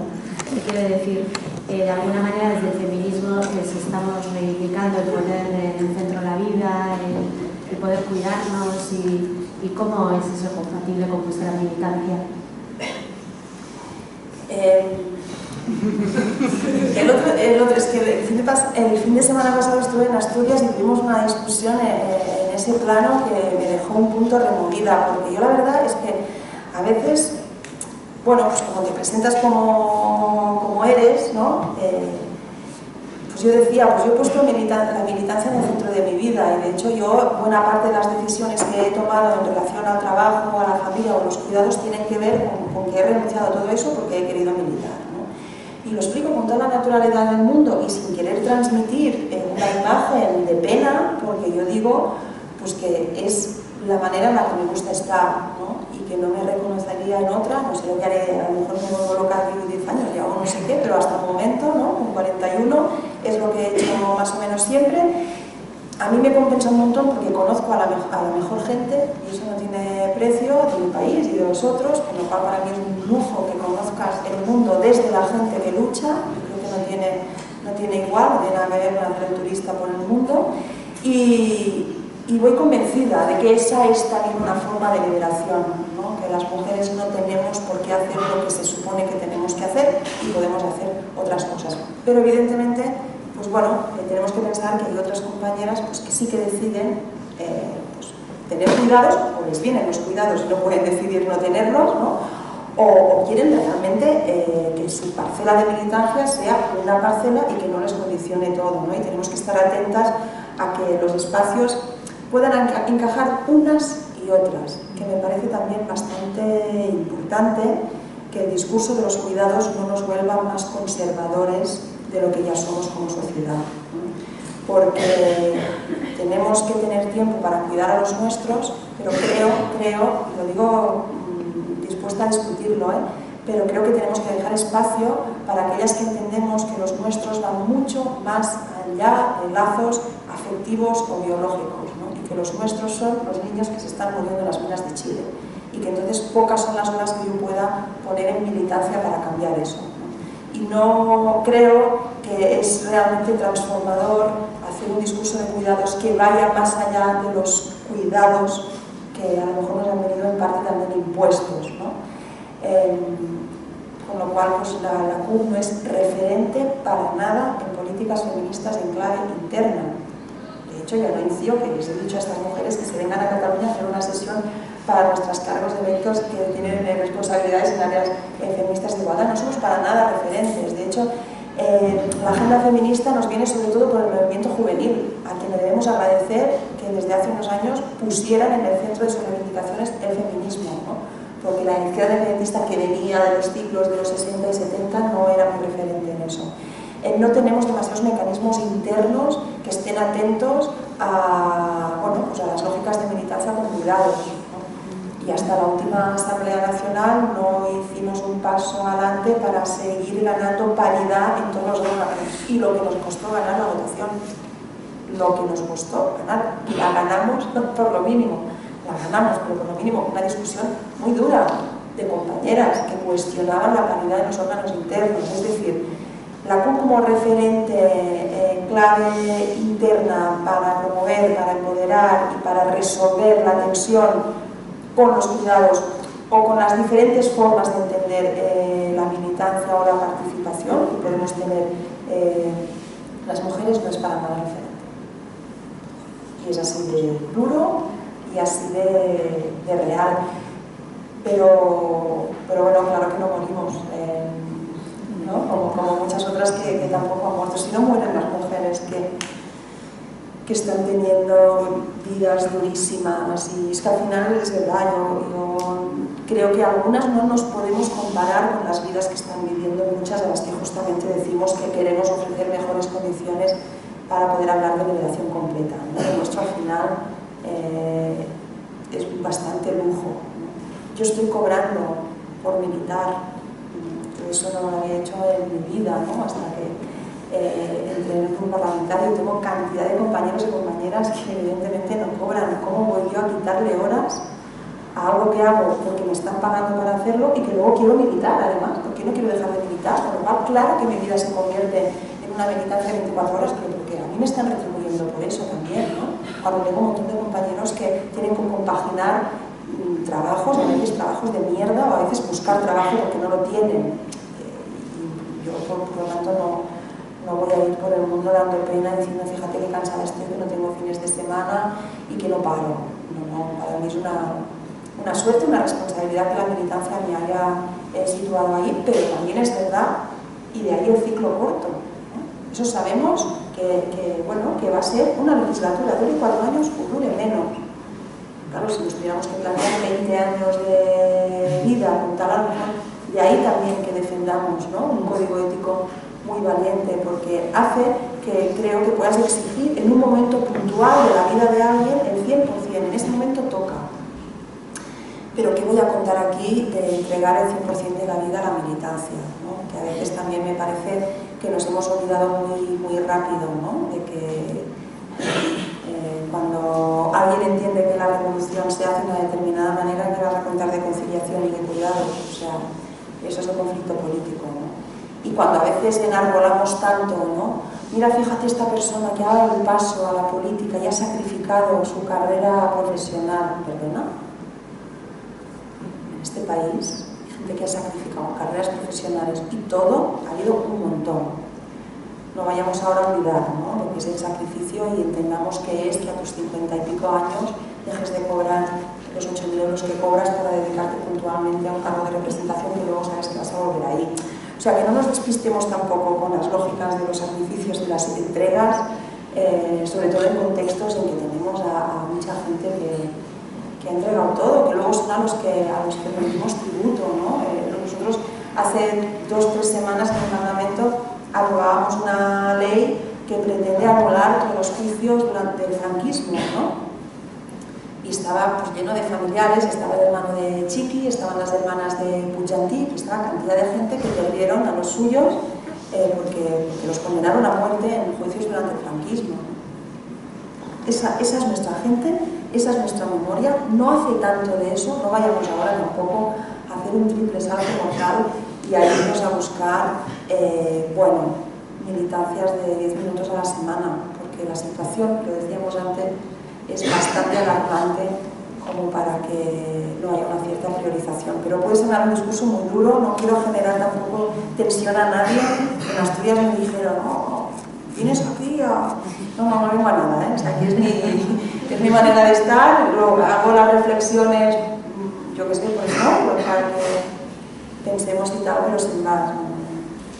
Bueno, yo creo que con el tema de los cuidados de repente nos está pasando que hemos traído los cuidados, los intentamos traer al centro del debate social y no sé por qué, pues de repente nos sentimos o no coherentes o súper coherentes, y por defender un sistema concreto de cuidados parece que en eso también tenemos que predicar con el ejemplo, como si cuidar solo fuera asumir que bueno, tienes no sé, pues tus padres son mayores o tienes hijos o lo que sea. Entonces yo creo que lo primero, todavía hay muchas cosas que romper en el discurso de los cuidados, ¿no? Yo creo que una de las claves que has soltado es que bueno, los cuidados no solo se le deben a los lazos biológicos, y no me iría hasta Chile, ¿no? Pues cada una sabe la gente que le rodea, la gente que quiere cuidar, la gente con la que quiere estar y cómo lo quiere hacer.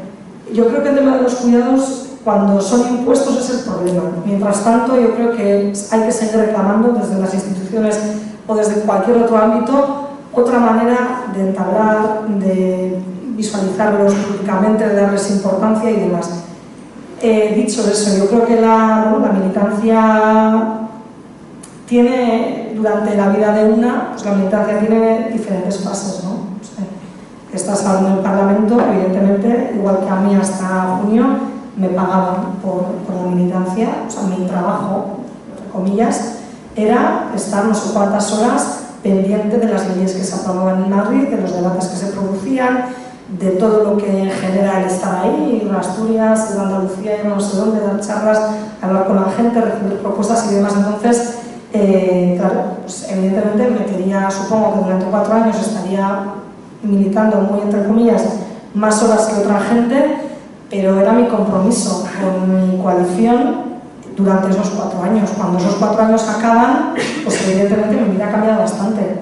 Sigo militando como siempre en los organismos que he militado siempre, pongo carteles, organizo cosas, participo en manifestaciones, pero claro, ya las horas del día siguen siendo 24 y la militancia ocupa otros espacios. Entonces yo creo que al final no es un discurso duro, yo creo que también son fases de la militancia y luego lo que decide cada una. Y yo creo que en el poder de decisión y en el derecho de decisión tiene que estar el fondo del debate, ¿no? Pues si una persona decide que quiere dejar la militancia un poco de lado porque se quiere dedicar a otras cosas, pues a mí me parece muy bien y me parece chapó mientras no renuncie a sus ideas, ¿no? Mientras lo haga porque quiere hacerlo y porque ella cree o él cree que lo tiene que hacer. Y de paso, siempre hablamos de esto, de los cuidados, de la conciliación, de la militancia. A mí me gustaría escuchar lo que opina de esto pues cualquier otro militante que haya estado conmigo en Madrid, con Ana en el Parlamento, a ver ellos cómo asumen el tema de los cuidados y el tener que militar, o el tema de la conciliación familiar, o cómo concilian ellos un discurso nuevo de cuidados que tampoco lo tengo muy claro siempre, y cómo lo llevan en la práctica en su vida real y demás, ¿no? Entonces, al final, a mí no me parecen discursos duros si son decisiones en la vida. Una persona me dice, yo he decidido que la militancia va a ser mi vida, y supongo que la mía también es algo parecido, pero en mi felicidad no lo describo así. Pero no es duro, simplemente son decisiones en la vida, y cuando son decisiones personales y de repente ha sido tu opción personal, a mí me parece estupendo. Y si una persona me dice, yo quiero dedicarme a cuidar a alguien por X motivos, porque creo que es lo que tengo que hacer, si realmente pienso que ella o él lo ha decidido y lo quiere hacer así y por eso no va a venir a las reuniones o no va a venir a la concentración del último viernes, que hoy también había en Arrasate, pues me parece estupendo, porque al final de decisiones personales también se trata, y lo personal es político, que no lo dijo Angela Davis, sino Kate Millett.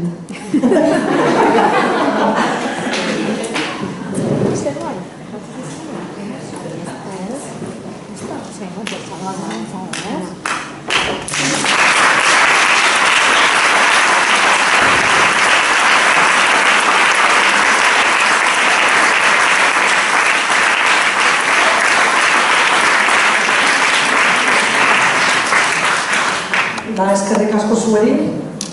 Muchas gracias, Ana, un placer como siempre y nos volvemos a encontrar. Es que ricasco.